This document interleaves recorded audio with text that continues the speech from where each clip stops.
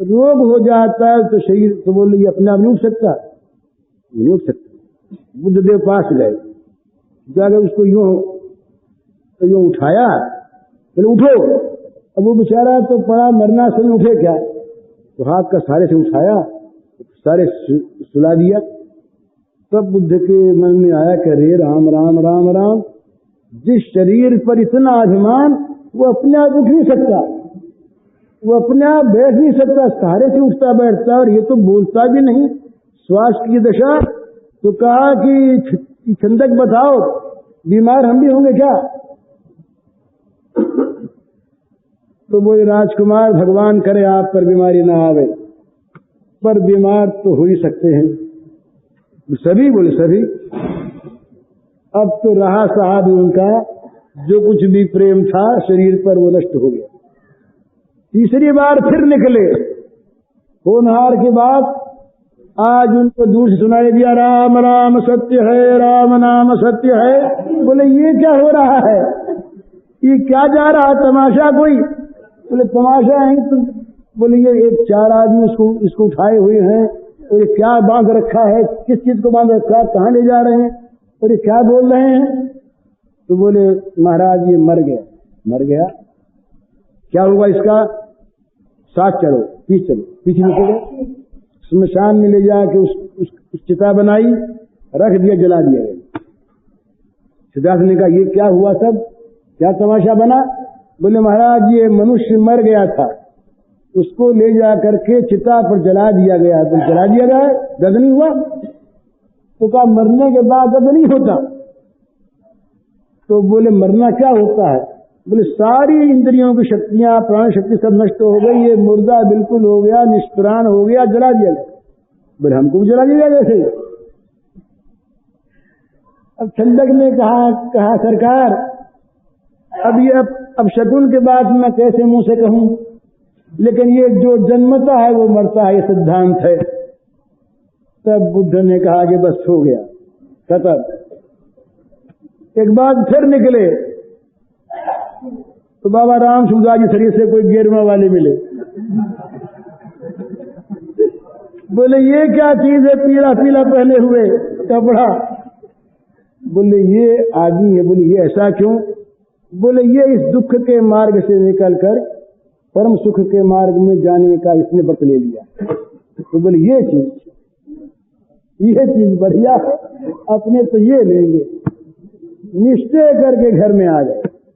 राजा को लगा पता, राजा ने देखा। अब उन्होंने घर में आकर के उसी दिन से तमाम नाच गान तमाशा सब बंद कर दिया, विलासिता की सारी चीजें अलग कर दी।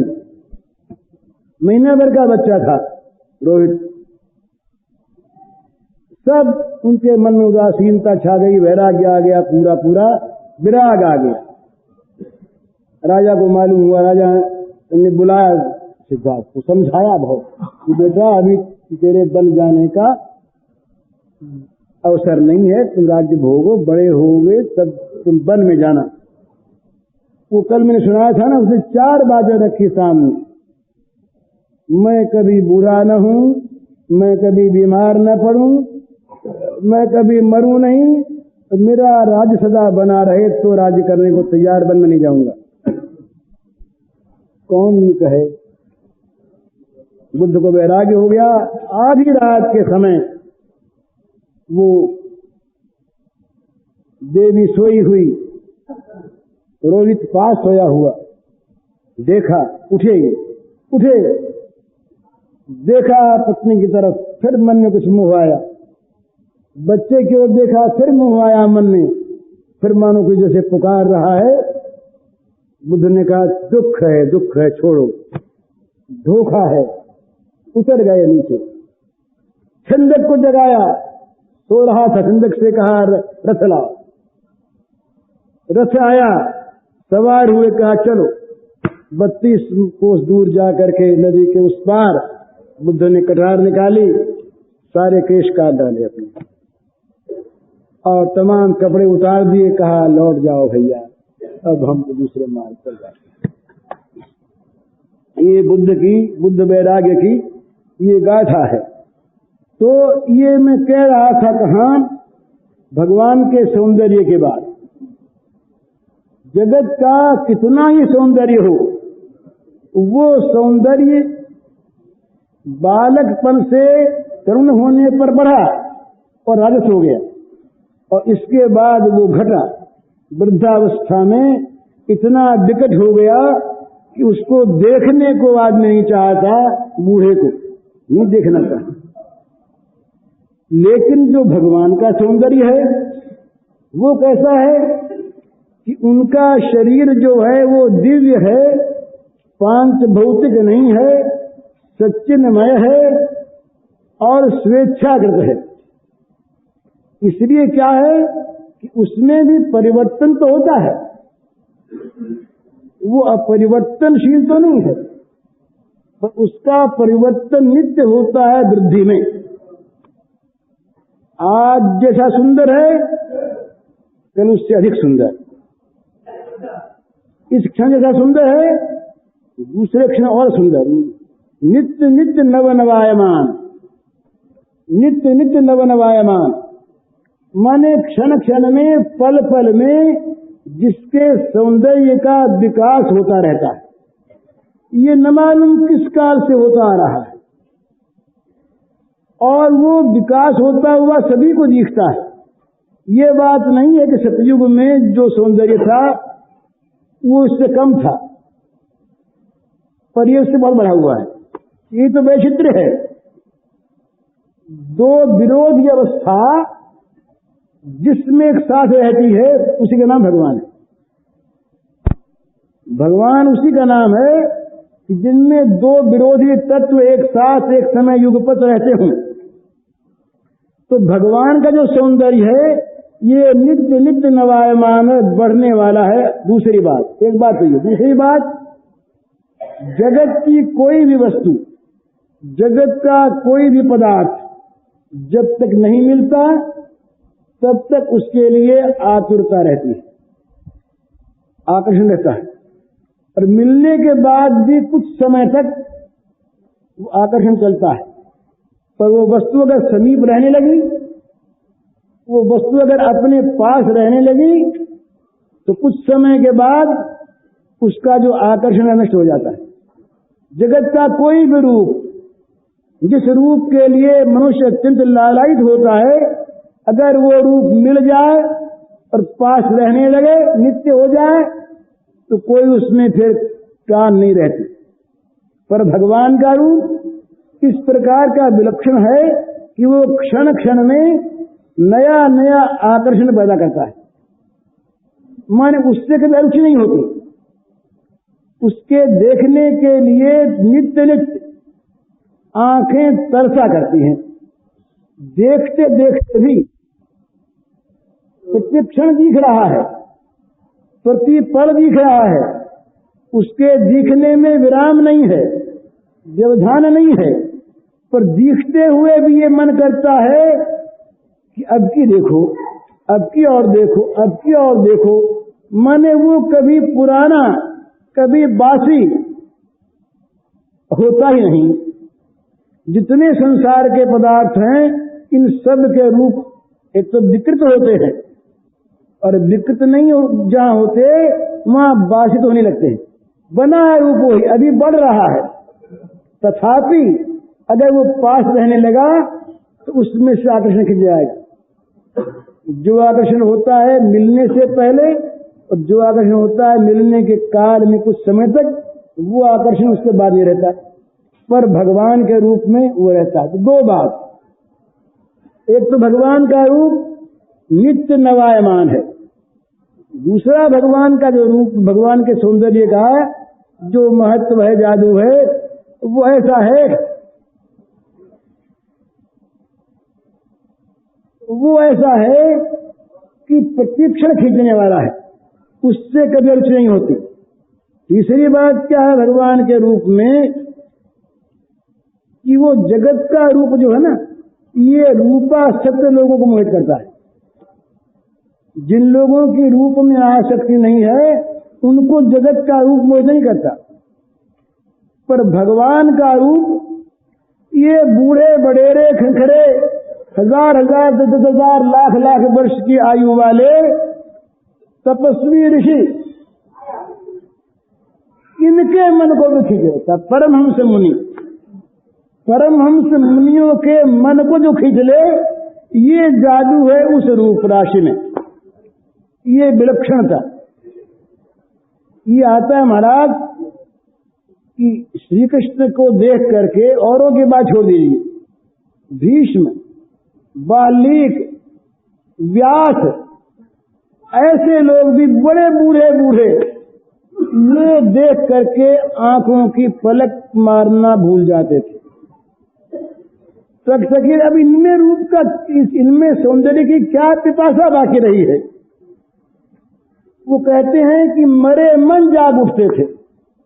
इनको देख करके मरे मन में, जिनका मन मुर्दा हो गया, किसी और खिंचता ही नहीं उस मरे मन के सामने। तो मुनि मन को हरने वाले ये इसका रूप, ये तीसरी बात। चौथी बात, शत्रुओं के मन को हरने वाले। खरदूषण के सामने जब ये आए राम, तो बोले भी ऐसा रूप तो हमने त्रिभुवन में कभी देखा ही नहीं। कितने राजकुमार हमारे सामने आए, ऐसा तो हमने कभी देखा ही नहीं, इनको मारे कैसे। शत्रु भी जिनके रूप को देख करके मोहित हो जाएं, ये चौथी बात। पांचवी बात भगवान के रूप की, मनुष्येतर प्राणियों के चित्त को खींचने वाले। मनुष्यों का रूप किसी और प्राणी को नहीं खींचता। तो इनके सौंदर्य के सामने गायें, बछड़े, ये वृक्षों पर चहकने वाले पक्षी, वृक्षों पर कूदने फांदने वाले बंदर, गिलहरियां, मेढक, सांप, ये सब इनके सौंदर्य को कभी आंख से देख लेते तो मोहित हो जाते। ये पांचवा जादू इनके रूप का। छठा जादू जड़ मोहक। जड़ मोहक, ये जो जड़ जो हैं वृक्ष और जड़ जो हैं पर्वत पहाड़, जड़ नदियां, ये इनके सामने जब ये रूप आ जाता, इनकी आंखें विकसित हो जाती। नदियां जो हैं उछलने लगती। ये आया है ऊपर भगवान का गाड़े पर हैं, जमुना जी बढ़ी, ऊपर आ गई, चरण धो करके लौट गई, देखती रह गई रूप को। धारा रुक गई, पत्थर से रस चूने लगा, पेड़ झुक झुक करके चरणों में आने लगे। ये जड़ की दृष्टि। तो ये पांच बात भगवान के सौंदर्य में है। और छठी बात है, वो बड़ी आश्चर्य की बात है, वो अपने रूप पर आप आकर्षित हो जाते हैं। ये छठा जादू, ये भगवान के सौंदर्य का छठा जादू है।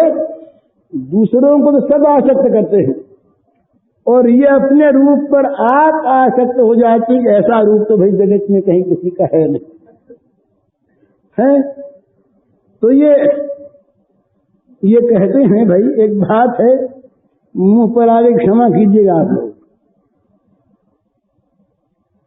राधा क्या वस्तु है, राधा क्या तत्व है। उस तत्व का एक रूप बताता हूं। अपने रूप को इन्होंने एक दिन देख लिया। अब देखने को देखा दर्पण में, देखा किसी और चीज में, वो दिखता नहीं, तो देखकर ये विमुग्ध हो, ओहो, तो सोचा कि ये कैसे दिखता रहे और इस रूप का, इस सौंदर्य का मजा कैसे मिले, ये आनंद कैसे आवे। इस संकल्प को राधा बना दिया। राधा क्या वस्तु है कि श्री कृष्ण के रूपाकांक्षी, श्री कृष्ण का भिन्न विग्रह कुछ। श्री कृष्ण ने चाहा कि मेरे रूप सौंदर्य का सुख मैं ग्रहण करूं। अब अपने आप कैसे मिले, दूसरे को दिखा दे तो अपने को कैसे मिले, उसका आस्वादन स्वयं कैसे कर सकें। तो स्वयं ऐसा बनना चाहिए जो रूप को देख करके जिसका हृदय ऐसा हो जो रूप पर अपने आप को न्यौछावर कर सके। इसलिए नारी रूप की आवश्यकता हुई। तो स्वयं भगवान श्री कृष्ण, स्वयं नारायण, स्वयं कुछ भी उन्हें कहें, स्वयं परमात्मा। कौन से परमात्मा? ये पांचों प्रकार के गुणों से संपन्न रूप वाले भगवान। इनमें जब छठा विकास ये आया अपने रूप पर आप मोहित होने का, तो इस विकास ने राधा को उत्पन्न कर दिया। तो राधा के रूप में श्री कृष्ण ही स्वयं अपने सौंदर्य का रसास्वादन स्वयं करते रहते हैं। इसलिए राधा श्री कृष्ण से सर्वथा अभिन्न है। तो ये भगवान के सौंदर्य का एक जादू है कि ये जहां जहां कहीं किसी मनुष्य के, पशु पक्षी के, देवता मुनि के,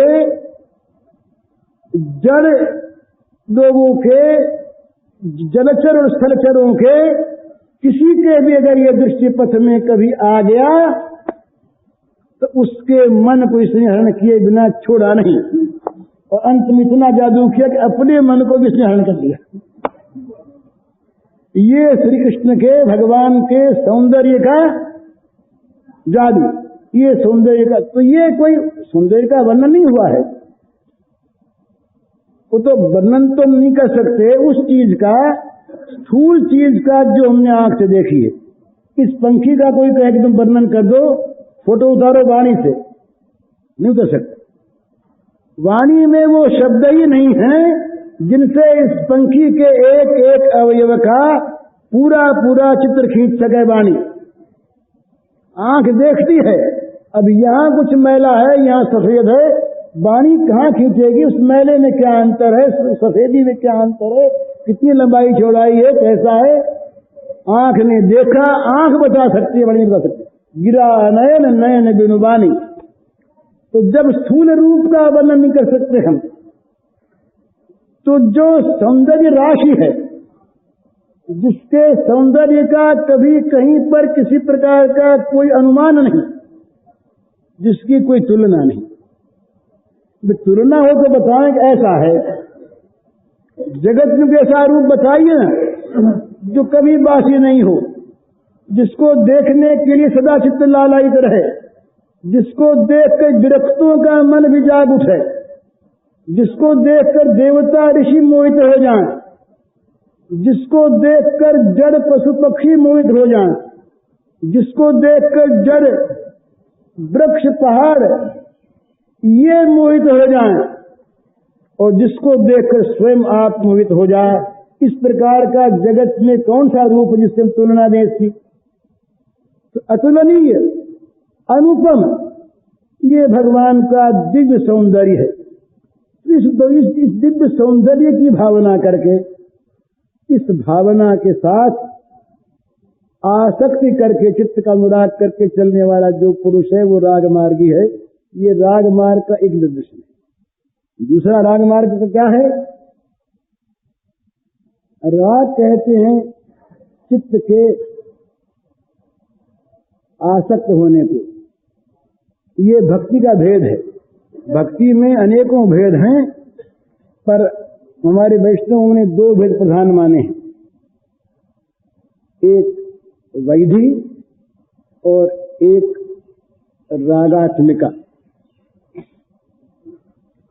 तो जिसमें विधि है जिसमें किसी वस्तु को प्राप्त करने की आकांक्षा है,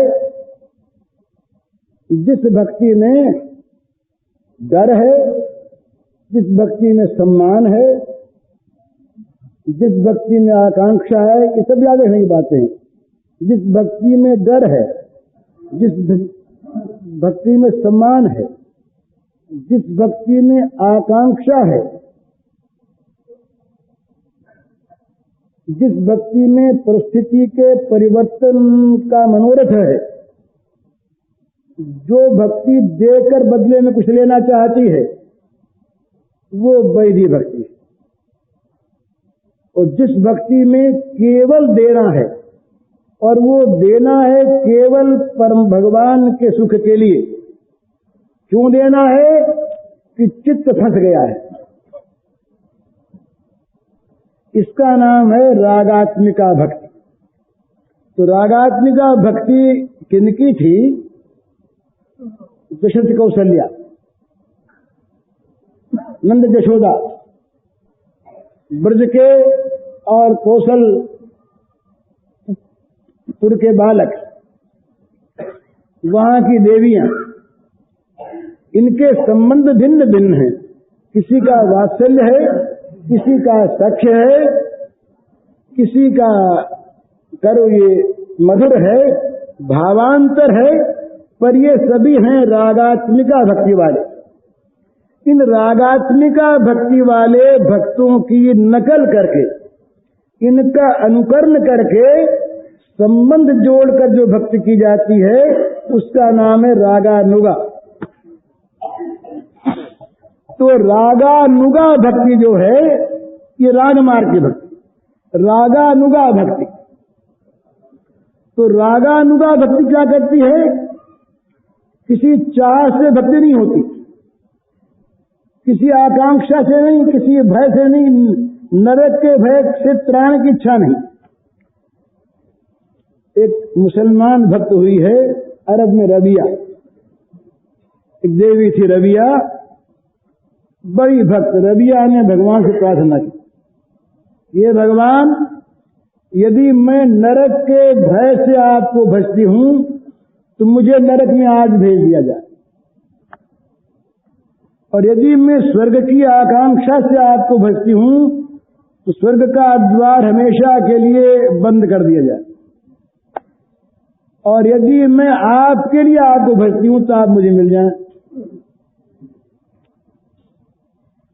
लेकिन ये रागानुगा वाले और आगे बढ़ते हैं, ये आप मुझे मिल जा नहीं कहते, ये कहते हैं कि आपको जो अच्छा लगे, जिसमें आप सुखी हों, वो मुझसे बनता रहे।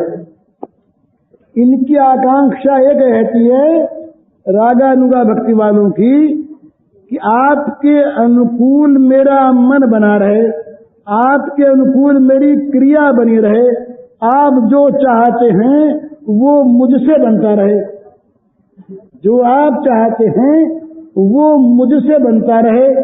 इस प्रकार की इनकी स्वाभाविक आकांक्षा रहती है, बिना किसी प्रकार की और भावना की। तो इनकी भक्ति जो होती है किसी कारण से नहीं होती, इसीलिए अहेतुक है। इनकी भक्ति में अहेतुकता इसीलिए है, इसमें कोई कारण नहीं है, इसमें कारण है मन नहीं मानता। भाई भक्ति क्यों करते हो? कि भक्ति के बिना रहा नहीं जाता। भजन क्यों करते हो? कि भजन में रहा नहीं जाता। तो साधन सिद्धि राम पग नेहु, साधन भी राम पग नेहु और सिद्धि भी राम पग नेहु। भगवान के चरणारविंद का स्नेह प्रेम, बस यही साधन है। क्यों करते हो? इसके लिए। और क्या करते हो? इसी को। और क्यों करते हो? रहा नहीं जाता, और कोई मतलब नहीं। जिसके लिए करते हो वही करते हो, और रहा नहीं जाता इसलिए करते हो। इस प्रकार की जो भक्ति है उसका नाम है राग मार्ग की भक्ति, रागात्मिका भक्ति। तो ये दो मार्ग हैं। रागात्मिका भक्ति में तो यहां भी डर है, यहाँ डर एक बड़ा भारी डर यह है कि कहीं जगत के सौंदर्य में मन रम गया। भगवान के सौंदर्य का नाम लेते हैं और भावना करते हैं, और भगवान के सौंदर्य के स्थान पर अगर कहीं जगत का सौंदर्य आ गया और उसको अगर हमने थोड़े काल के लिए भी बैठा लिया भगवान के आसन पर, तो गिरने का बांडर है। वैराग्य के मार्ग में ये बात कम है। वैराग्य मेवा भयम, ये जो कहा है ना कि वैराग्य का अभय मार्ग है। इसलिए अभय मार्ग है कि वहां पर ये चित्त के विकार के लिए कोई आधार नहीं मिलता। मतलब त्याग है ना, ये भी छोड़ो ये भी छोड़ो, वहां तो अगर कुछ होता है थोड़ा बहुत तो वैराग्य का अभिमान होता है। विरागाभिमान वो रोक देता है वैराग्य को। मैं वैराग्यवान, मुझमें किसी वस्तु का राग नहीं, मैंने सब पर विजय प्राप्त कर ली, मेरा मन विषय संकल्प से रहित हो गया, मेरे सामने काम का, क्रोध का, लोभ का बस नहीं चल सकता। इस प्रकार का अभिमान तो वैराग्य में, जैसा महाराज जी ने कहा, जब तक पचता नहीं वैराग्य तब तक ढकारें आती हैं। जैसे इसी प्रकार से वैराग्य में ये चीज तो है, वैराग्याभिमान तो होता है, लेकिन उसमें और भय कम है। इसीलिए इस मार्ग के जो आकांक्षी लोग हैं, राग मार्ग के,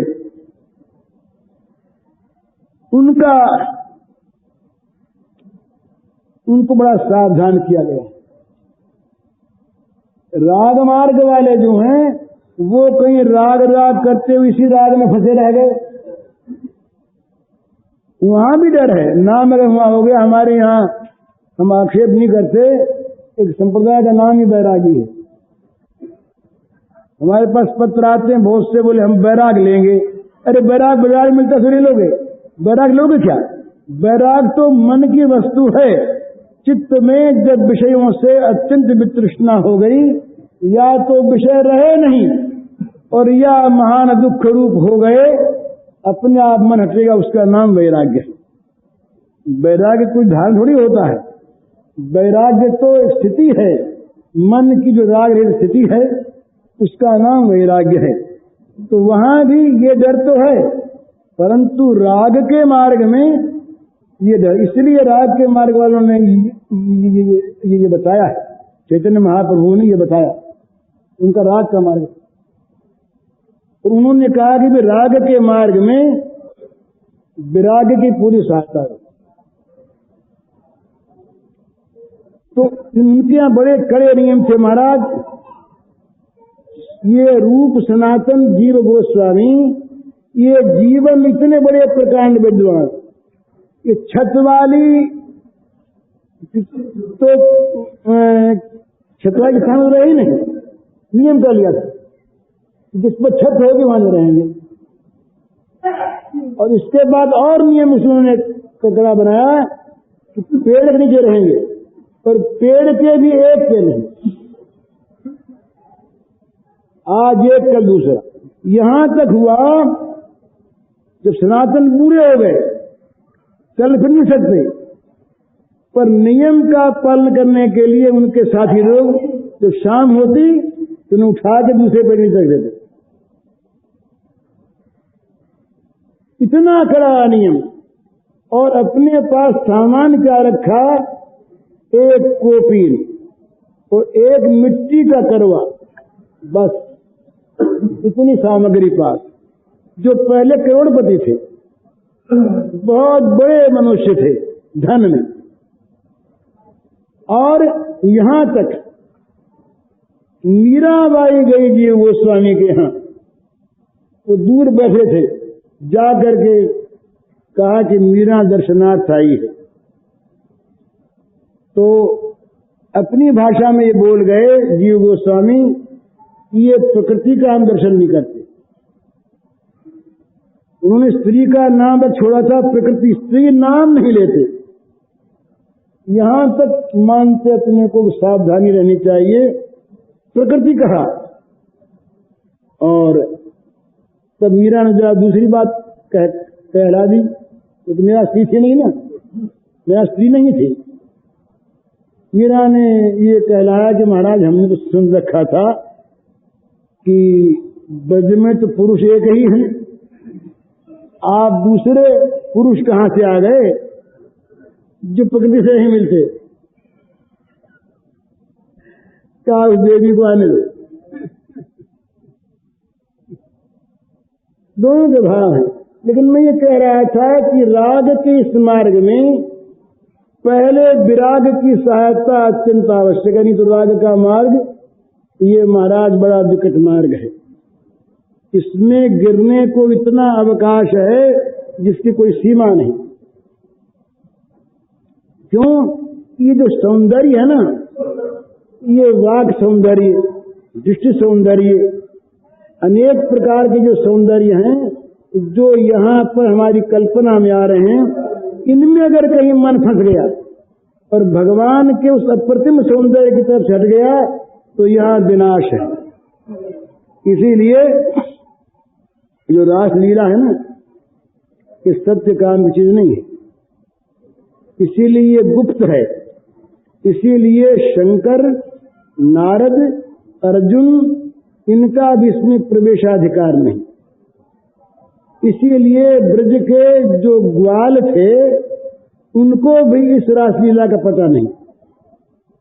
स्वान स्वान दारान देवों का सान, क्या एक श्लोक है, स्वपार्श स्थान क्या है, रासपंचाध्यायी में है कि गोपों ने अपने अपने धर्म पत्नियों को अपने घर में सोए हुए देखा। लोग कहते हैं शिशुपाल को नहीं पता लगा, लगता कैसे? पता तो नहीं है इसका उन ब्रज के गोपालों को, इतनी अंतरंग लीला है, इसका पता शिशुपाल को नहीं लगता। लेकिन ये इसलिए तो अंतरंग है, इसका जो दिव्य रूप है उसको अगर कोई, जिसके मन में संसार के गंदे काम बसते हैं, वो यदि इसमें प्रवेश कर जाए कहीं तो मारा जाएगा, क्योंकि इसकी भाषा दूसरी है, भाषा दूसरी है इसकी। तो इसकी भाषा को अगर ये लौकिक भाषा में ले लेगा तो मर जाएगा।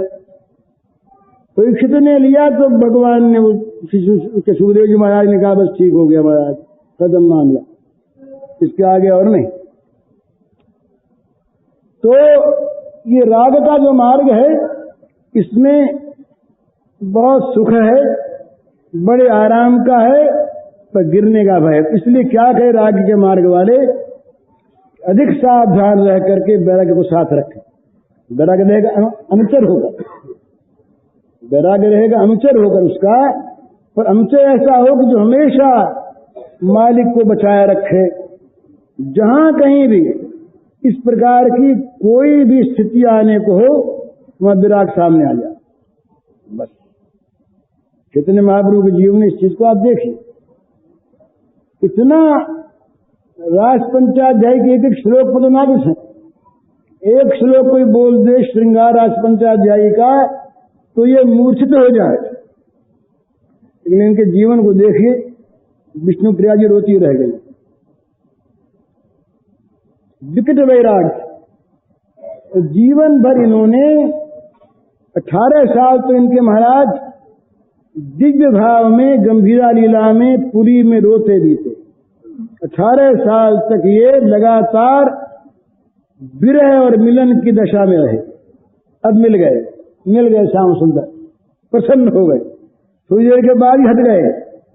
धारा बही, यहां तक धारा बही, ऐसा वर्णन आता है, वो एक प्राचीन चित्र मिला है कि आंखों से धारा नहीं बहती थी,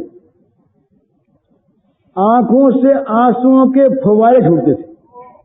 यूं एक छोटा कुंड था, रोज भर जाता था। और जब ये उस विरह में रोते, संतप्त होते, तो इनके दुख को भी देख नहीं सकता, कितना भयानक दुखी इनको देखते। कुछ देर में जब देखते कि आ गए श्याम सुंदर, जैसे कोई मिल रहे हो, यूं मिलते। 18 साल तक इनकी दशा रही।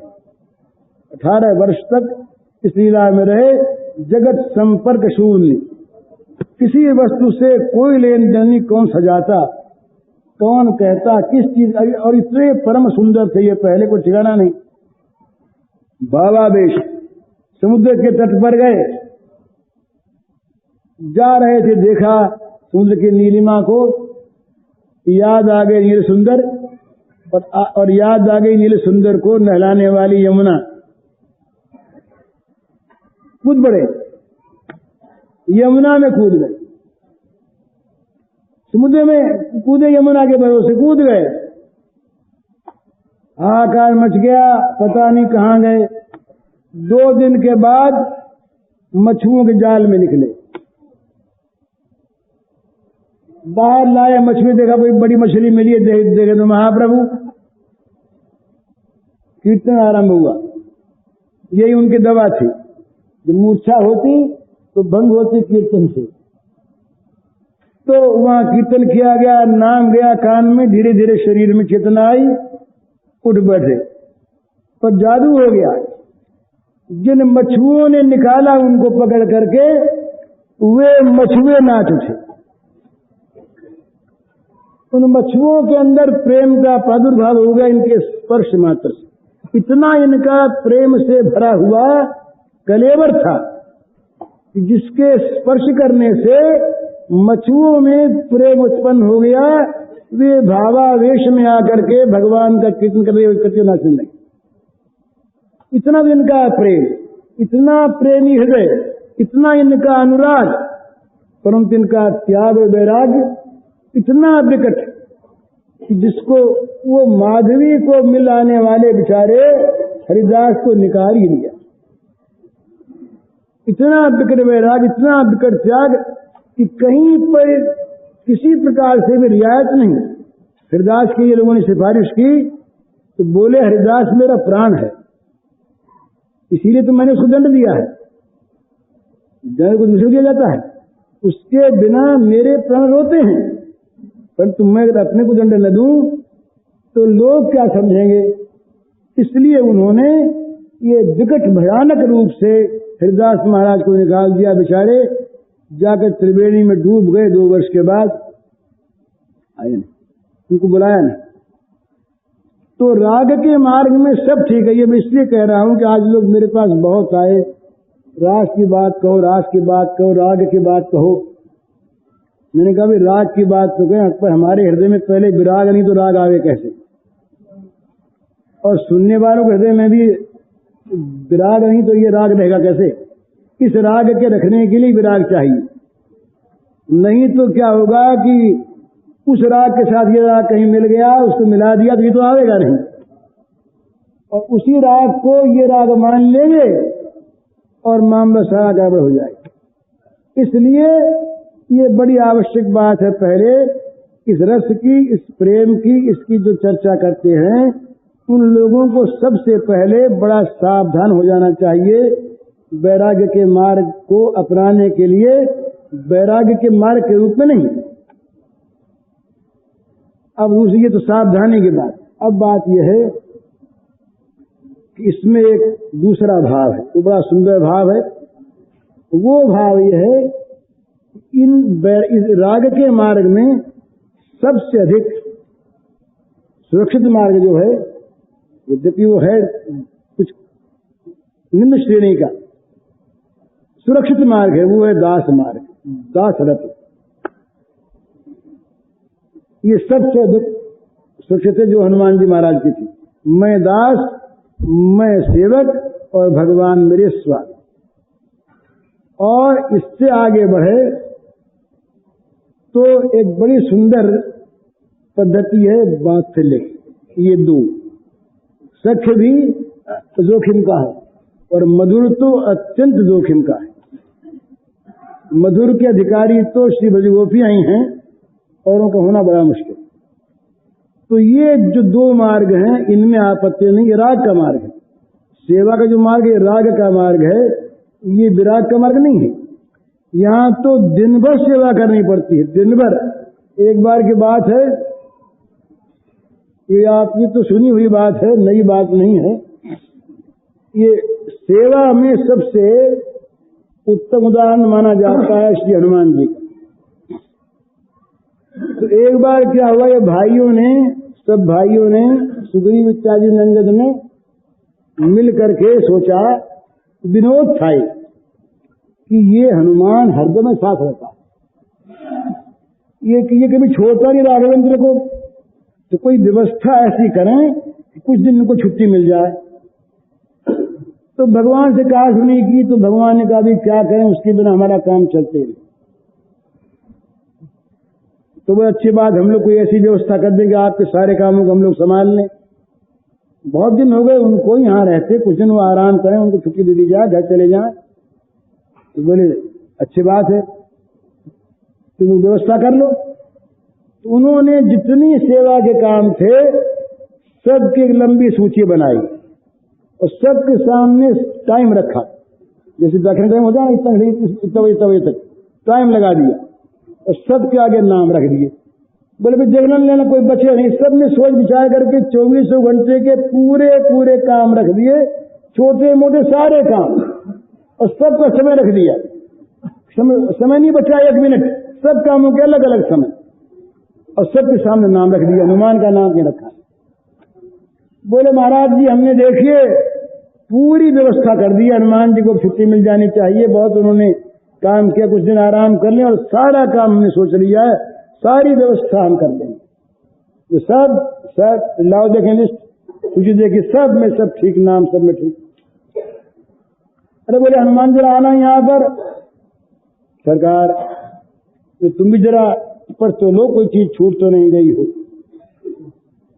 हनुमान ने देखा, बोले सरकार सब तो ठीक है, एक चीज छूटी है और वो इस दास की जिम्मे रहे। हाँ बोले ठीक है, जो छूटी सो तुम्हारे जिम्मे। बोले महाराज आप जो हैं सरकार, ये कोई मामूली आदमी तो है नहीं, राजा धीराज हैं, सम्राटों के सम्राट हैं, तो सब कामों में सेवक रहते हैं। तो आपको जिस समय उबासी आवे, जम्हाई आवे, कोई सेवक सामने रहे, वो चुटकी बजा दिया करे। बोले भाई ये बात तो ठीक है, देखो हनुमान का नाम इस काम में।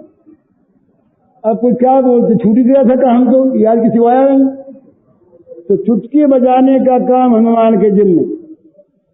तो लोगों ने पूछा महाराज समय कौन सा रखें? हनुमान जी महाराज आपके लिए कौन सा समय रखें? तो हनुमान जी बोले तो सरकार से पूछिए कब उबासी लेंगे। अरे हमें क्या पता कब का रखो, उबासी इनको आ गई कि हमको आ गई, कि सरकार से पूछो कि कब उबासी लेंगे, तब जब भाई इनको आएगी। तो बोले महाराज फिर कौन समय रखे? बोले ये भी कुछ समय होता है, तो रात में आ जा, दिन में आ जा, सोए में आ जा, खाते समय आ जा, उठते समय आ जा, बाकी समय तब। बोले ये लिखो जब उबासी आवे तब, तो समय लिख दिया कि जब जमाई आवे तब। बोले तब, जब आवे तब। तो बोले फिर इसका अर्थ ये हुआ कि महाराज हमारी ये ड्यूटी रही कि हम दिन रात आपके मुंह की तरफ ताकते रहे, आंखों पर सोते हो जब भी आपके सामने रहे, और आप चलते हो तो आपके सामने सामने चलें, आप दरबार में बैठे हो तो हमारी कुर्सी सामने रहे, आप भोजन करते हो तो हम सामने बैठे रहे, एक क्षण भर के लिए भी विराम नहीं। तो अब समझा उन शासन ने कि ये देखो हम तो है तो कहीं छुट्टी दिलाने, पर ये तो आधों पर नियुक्त हो गए, हमारी तो सब ड्यूटी जो है वो तो दूसरे नंबर में वो रहेगी। कभी कभी कोई आवे, कोई 5 मिनट के लिए आवे, कोई 7 मिनट के लिए आवे, 10 मिनट के लिए आवे, अलग अलग काम करके अपना चला जाए। तो ये क्या चीज है, ये मजाक की बात नहीं है। जो सेवक होता है ना, जिसमें सेवा की सच्ची भावना होती है, कि दासरथी जो है, उसमें एक ही बात होती है कि मुझको अपने स्वामी की सेवा करने का अवसर अहर्निश मिलता रहे, जीवन भर मिलता रहे, अनंत जीवन मिलता रहे, उसमें दूसरी कोई आकांक्षा नहीं होती। तो ये जो सेवक होता है, ये सेवक क्या होता है? सेवक कौन है? जो निरंतर राग पूर्वक मालिक के अनुकूल कार्य करता है। राग पूर्वक इसलिए कि जिस सेवक में राग नहीं होगा, जो नियम का काम करेगा वो नियम का काम तो कर देगा, पर मालिक का कोई ऐसा काम जो नियम में नहीं है तो क्यों करेगा। पर अगर मन में राग है, ये मेरा स्वामी, स्वामी में अगर चित्त का राग है, स्वामी में अगर चित्त की आसक्ति है, अगर चित्त फंसा हुआ है तो वो समय नहीं देखेगा।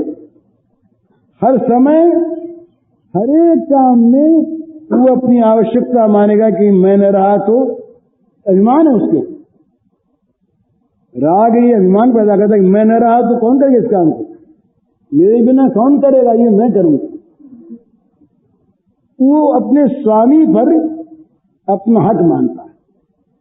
जो सच्चा सेवक होता है वो कहता नहीं, तो स्वामी का अपने हकदार मानता है। लक्ष्मण जी ऐसे हकदार मानते थे। अब तो लक्ष्मण जी महाराज जो है ना, हकदार मानते थे हमेशा हमारा हक। तो इसी प्रकार से ये जो सेवा का मार्ग है, जो दाशरथी है, ये राग मार्ग में ये बिना जोखिम की चीज तो ये है। क्या बजे है ये राग मार्ग में जो दाशरथी है, ये बिना जोखिम की चीज है, इसमें कहीं कोई जोखिम है नहीं।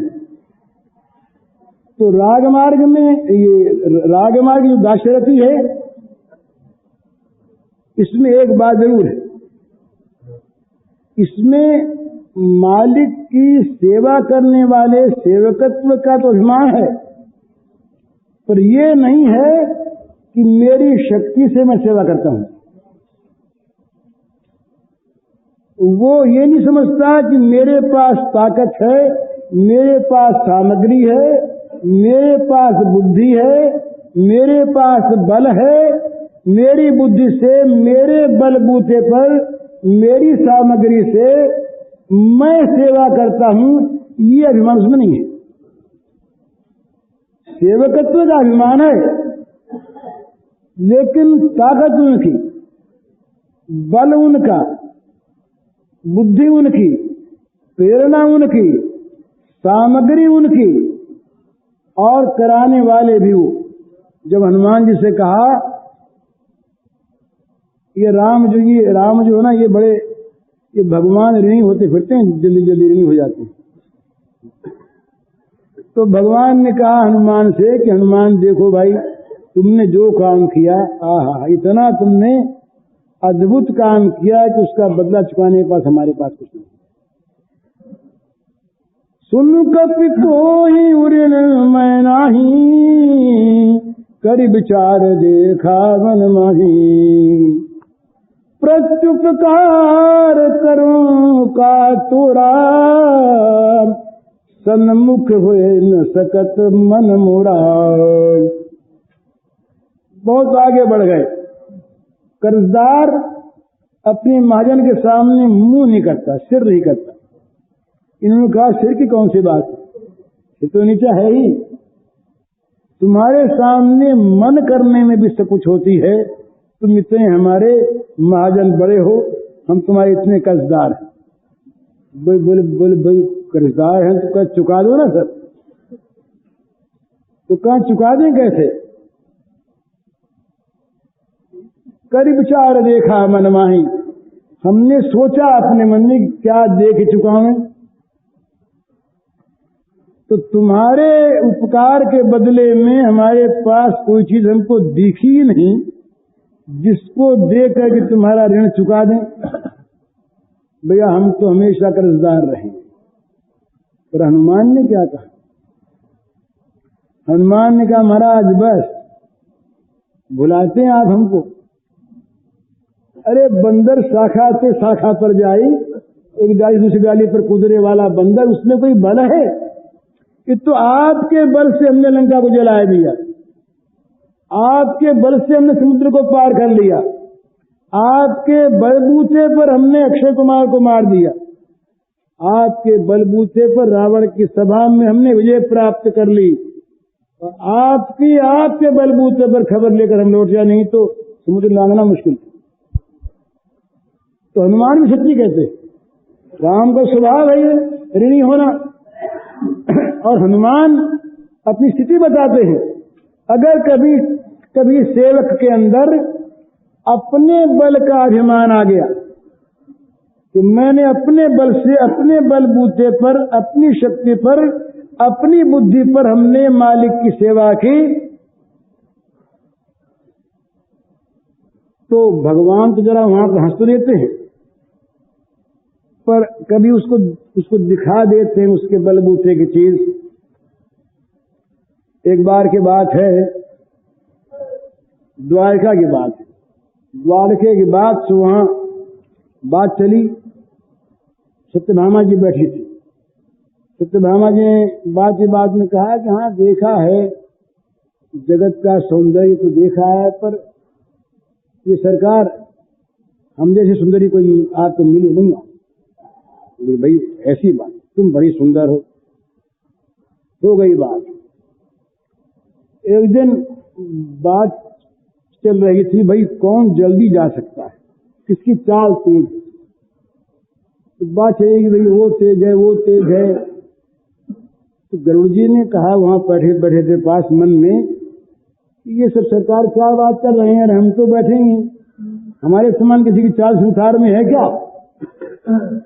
तो बोले सरकार आप चाल वाल की बात सोचते, दास बैठा है, दास से बढ़कर किसकी चाल है, तो दास आपका सेवक है। वो ठीक गरुड़ जी, आप में तो बड़ा बल है महाराज, बड़ा बल है। फिर चलिए एक दिन बात, तो बोले भाई संसार को सबसे शीघ्र अपने वश में कौन कर सकता है। तो हाथ में था चक्र, वहां रखे थे चक्र भगवान। वो बोले कि महाराज ये हम हमारे बैठे सोचेंगे कि सारे जगत को वश में कर ले हम अभी से, कौन बात है। भगवान ने कहा हाँ तुम तो ऐसे ही हो भैया। एक दिन बात चली सबके मन में बात पैदा कर दी। तो भैया पहले बोले भाई हनुमान को बुलाना है, एक काम है। तो बोले हनुमान आवे, तो हनुमान तो बिना राम के बातचीत करेगा नहीं, हनुमान के लिए राम चाहिए। तो श्री कृष्ण बोले कि राम तो हम बन जाएंगे, राम तो हम बन जाएंगे, पर सीता कौन बने। हाँ तो सत्यभामा जी आप बनो सीता। सत्यभामा जी ने कहा हाँ सीता बन जाएंगे, कौन सी बात। तो बोले अच्छी बात है, हम तो राम सीता बन जाते। तो चक्र भगवान से कहा कि आप एक काम करो, आप दरवाजे पे बैठे रहो, समझे, किसी को आने मत देना। बोले ठीक, नहीं आने देंगे। गौड़ जी से कहा कि गौड़ जी आप जाइए गंधमादन पर, और हनुमान से कहिए कि भगवान राघवेंद्र ने आपको बुलाया। राघवेंद्र कहिएगा, नहीं तो आवेगा नहीं, उसको कृष्ण की क्या परवाह है, आवेगा नहीं वो। तो अच्छी बात है। तो ये साहब गए, गरुड़ जी गए, गंधमादन पर गए, तो ये भगवान राम की अर्चना कर रहे। संदेश सुनाया तो बोले अच्छी बात है गरुड़ जी महाराज आप चलिए, और मैं आया। गरुड़ जी ने कहा कि क्या चलिए कहते हैं, मैं ले चलूं आपको, जल्दी बुलाया, ले साथ चलिए, बैठ गया। बोले आप चलिए तो महाराज आया मैं। बोले दिन लग जाएंगे आपको कहीं, क्या आया आपके पांख थोड़ी है, हमारे तो पांख है, तो न सही पांख, तो सरकार माफ कर देंगे, आप चलो। तो गरुड़ जी पूरे बेग से चले गए, ये हनुमान बहुत बोलता है, पहुंचेगा कई दिन के बाद कह देंगे सरकार से कि वो आया नहीं। गरुड़ जी तो चलते ही रहे और हनुमान जी पहले पहुंच गए। जब हनुमान जी पहुंचे वहां पर दरवाजे पर ये चक्र महाराज बड़े सुदर्शन जी दाएं कंधे पर खड़ा रहा, सरकार ने रोका है। तो वो बोले कि राघवेंद्र के दरबार में हनुमान की विरोध हुई नहीं आज तक, तो तुम नई बात क्या, तुम कौन आगे बढ़े यहाँ पर। राघवेंद्र के दरबार में हनुमान हमेशा खुला दरवाजा, रात में जा दिन में जा, जहां जाए अंतपुर में जा। कौन तुम? बोले हम चक्र हैं। नहीं माना, उठा के चक्र को दबाए, चलो अंदर गए, राम को देखा, प्रणाम किया, सीता को देखते रह गए। भगवान बोले कि प्रणाम करो ना। बोले महाराज जी तो कुछ चुड़ैल बैठी है, ये कैसे आ गई आपके बगल में?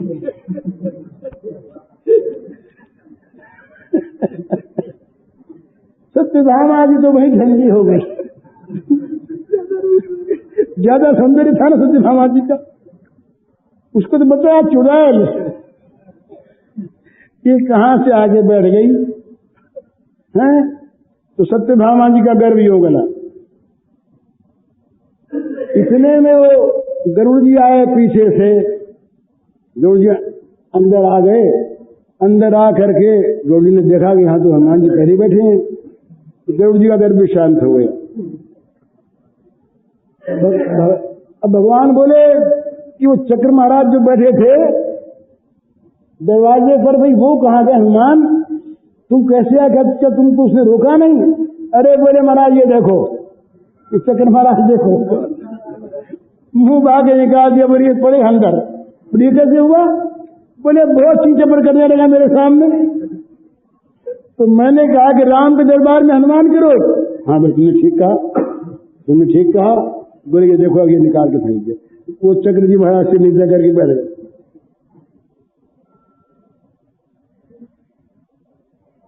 तो इस प्रकार से ये जब भी अपने बल का अभिमान होता है दास में, ये मैं कह रहा था ये कि सेवक में सेवकत्व का अभिमान तो है, पर मेरी बुद्धि से, मेरे बल से, मेरी शक्ति से, और मेरी सामग्री से मैं सेवा करता हूं भगवान की, अभिमान नहीं होता। ये होता है कहीं पर तो ये गति होती है। इस प्रकार से दिखा देते हैं कि तुम मेरे बल पर काम कर रहे थे। एक बार बल आ गया इन पर। अर्जुन ने कहा महाराज ये क्या बात सुनते हैं आपकी, ये लंका जाने के लिए आपने समुद्र पर पत्थरों की पुल बांधी। उस समय बाण विद्या का विकास नहीं हुआ था मालूम होता। भगवान ने कहा वो बड़े जबरदस्त राक्षस थे, बाण टूट जाते तब। अरे बोले क्या टूट जाते, हम बांधते। बांधो भाई। इन्होंने बाणों का पुल बांधा और हनुमान जी से कहा कि निकलो, और बंदर नहीं। हनुमान जी निकलने लगे तो चूर चूर हो गया। भगवान ने देखा कि अर्जुन की तो बात जाएगी, तो भगवान नीचे उसके आ गए तो लहू निकल गया, तो जल लाल हो गया। तो अर्जुन ने देखा कि महाराज ये लाल कैसे हो गया? अरे बोले देखो तो सही हमारी पीठ, ठीक है हो गया महाराज, आप दिखा कैसे हो गया? अरे वो पुल तो टूट आ गई तुम्हारी हनुमान के एक से जाने से। हमने देखा कि अर्जुन की बदनामी हो जाएगी, हनुमान गिर पड़ेगा, तो हमने पीठ दे दी अपनी, तो छिल गई हमारी पीठ। अब बताओ तुम, ये एक बंदर था और वहां तो 56 कोटि तो यूथक बंदर थे। हनुमान से दिखे कितने बंदर थे। अर्जुन जी का भी शांत हुआ, बोले ठीक है महाराज। तो जहां भी ये सेवक जो हैं ये अपने बल की बात कहते हैं, वहां तो बस भगवान देखते हैं अभी जरा सा ठीक मार्ग पर नहीं रहा। और नहीं तो सेवक का जो धर्म है वो यही है कि स्वामी की निर्बाध सेवा करना, निरंतर सेवा करना, आठों पहर सेवा करना, और सेवा में अपना बल मानना नहीं, अपनी बुद्धि मानना नहीं, अपनी सामग्री मानना नहीं। स्वामी की वस्तु, स्वामी की प्रेरणा, स्वामी का बल, स्वामी की बुद्धि। मैं तुच्छ सेवक और मुझे सेवा का हक दे दिया भगवान ने, ये कभी नहीं छोड़ूंगा।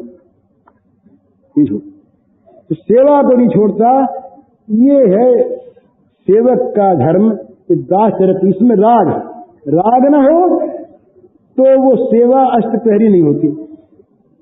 अष्टपहरी सेवा होती है ये वैष्णव के यहाँ, अष्टपहरी सेवा। अष्टयाम। अष्टयाम में जो करते हैं ना, ये बड़ा सुंदर करते हैं, पर याम याम के अलग अलग करते हैं। और उनका मतलब यह है कि आठों याम ही चलती रहे, विराम बीच में हो ही नहीं। अरे जिस समय सोए उसमें पंखे चलते रहे। सेवा में कभी विराम यदि हो गया तो सेवा भग्न हो गई। तो ये भक्त लोग जो हैं, इनके लिए भगवान हमेशा काम रखते हैं कि जिसमें आठों पर इनको सेवा करने का अवसर मिलता रहे, और ये उसी में इनको सुख मिलता। कहीं सेवा से वंचित हुए क्षण भर के लिए तो बड़े दुखी हो जाते हैं। तो ये जो दाशरथी है, ये दाशरथी बड़ी बेजोखिम की चीज। इसमें मालिक का सहारा, मालिक का बल, उनके बल बूते पर सब करें। बोले किसके बल पे करते हो? बोले राम के बल पर बस शांत हो गए। उस दिन आप सुना रहे थे ना, मैंने सुना नीचे से, लक्ष्मण जी महाराज बड़े बढ़ बढ़ कर बोले, बढ़ बढ़ के बहुत बोल गए। बात ठीक थी, उनका बड़ा प्रेम था, रामानुराग था। कहा नहीं गया जनक का वचन, वीर विहीन मनी मही में जानी। तो ये जनक की वाणी उन्हें बड़ी असह्य हो गई। बोले राम को मुंह करके, पर बोले क्या? बंदूकों को ब्रह्मांड उठाऊं, योजना प्रमाण ले खाऊं, ऐसा वो सको मेरु मूल की वो तोड़ी, कांच के में डारों फोड़ी। कुछ नहीं हुआ, किसी को कोई असर नहीं पड़ा, ये बोलते गए। इन्होंने देखा कि कुछ बोलने में भूल हो रही है, याद आई बात। तब बोले अरे इनके सामने अपनी डींग हाँक गया। तब बोले तोरो छत्र गदन रजमी तब प्रताप बलनाथ। बस तो प्रताप बलनाथ, जो न करो प्रभु पद शपथ, पुण्य न धनो धनुहास। लखन सकोप बचन जब बोले, जगमगाने मही दिग्गज डोले। डोल गए दिग्गज, मही डगमगा गई। क्यों डगमगा गई? तो प्रताप बलनाथ, राम का बल, राम का प्रताप आ गया लक्ष्मण की वाणी में। तब लोगों ने देखा कि अब खैर नहीं। तो ये इसीलिए जो सेवक हैं, वो सेवक केवल अपने स्वामी का बल मानते हैं, उनकी बुद्धि मानते हैं, उनकी सामग्री मानते हैं, अपना सौभाग्य मानते हैं कि अपनी चीज को अपने लिए बचने का काम भगवान ने हमें सौंप दिया कि तुम करते रहो, हम धन्य हो गए। उसमें एक भय रहता है, मालिक का भय है। यद्यपि भय सेवक जो पुराना होता है उसको नहीं रहता, पर तब भी एक मर्यादा है। एक भगवान के सामने एक सम्मान का भाव है, नीचे बैठना है, चरणों में रहना है, हुक्म बजाना है। तो सावधानी है, बेनियम नहीं करना है। सख्य में बेनियमी आ जाती है, इसलिए थोड़ा सा वो जोखिम की चीज है। और मधुर में अत्यंत बेनियमी है, इसलिए बहुत जोखिम की चीज है। वात्सल्य में बेनियमी तो है, पर बेनियमी होते हुए भी उसमें डर है कहीं बीमार न हो जाए,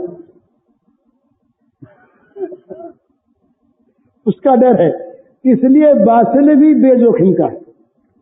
सख्य में कुछ जोखिम है और मधुर में बहुत जोखिम है। इसलिए राग का मार्ग उत्तम, विराग की अपेक्षा राग मार्ग उत्तम सहज। पर विराग मार्ग, ये राग मार्ग में सर्वोत्तम चीज है मधुर, पर उसके अधिकारी नहीं। इसलिए सर्वसुलभ, सबके लिए सरल, और अवश्य अवश्य भगवान की कृपा प्राप्त कराने वाली रति वो दास रति है, वो सेवक रति है, वो दास्य भाव है। और ये रागानुगा भक्ति है। भगवान हमारे स्वामी, हम उनके सेवक, वो हमारे मालिक, हम उनके दास। पूज्य श्री भाई जी के इस प्रवचन का शीर्षक है राग का मार्ग सुगम है, परंतु गिरने से बचने के लिए वैराग्य को अनुचर के रूप में साथ रखिए। और इसका कैसेट संख्या है 230।